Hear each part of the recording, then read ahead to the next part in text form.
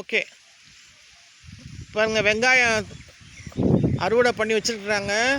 வெங்காயம் தோட்டத்துக்கே வந்திருக்கோம். அங்கே பாருங்கள் எவ்வளோ அழகாக. அப்படியே தூக்கி காட்டுங்க.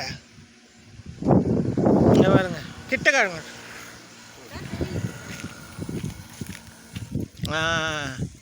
இங்கே பாருங்க, இந்த மாதிரி இப்படி அழகாக பறித்து வச்சிடுறாங்க. அது காஞ்சதுக்கப்புறம் என்ன பண்ணுவீங்க?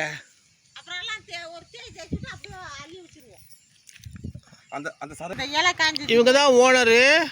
இப்போ பாருங்கள், இங்கே விற்கிறாங்க, வெங்காயம் விற்கிறாங்க ரோட்டில். புளியஞ்சொல்ல போகிறவங்கெல்லாம் வாங்கலாம். இப்போ இந்த மாதிரி காஞ்சது என்ன பண்ணுவீங்க? இது இதுலேயே காய விட்டுருவீங்களா? இதுலேயே காஞ்சதுமே அப்புறம் அள்ளி பட்டரை வச்சுருவோம்.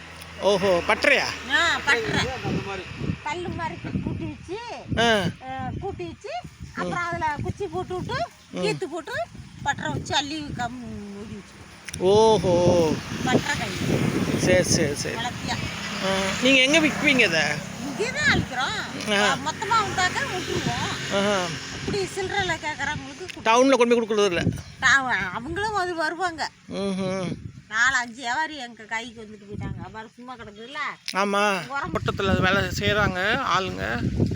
தான் அங்கே 2 ஆளுங்க இருக்கு. அங்கே ஒரு ஆள் இருக்காங்க. அவங்க தான் காட்டு. சரி இருக்கட்டும்.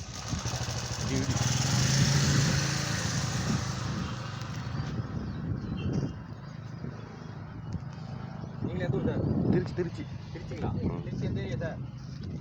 சத்திரம் ஸ்டாண்டு தானே.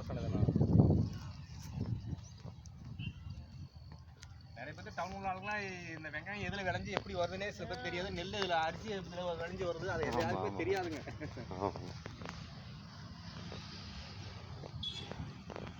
உரம் போடுறவங்களையும் பார்த்துக்கீங்க.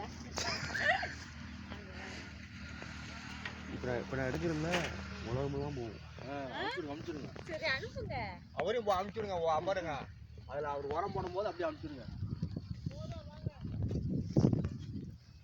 அவர் பறத்தை அனுப்பிச்சுடுங்க.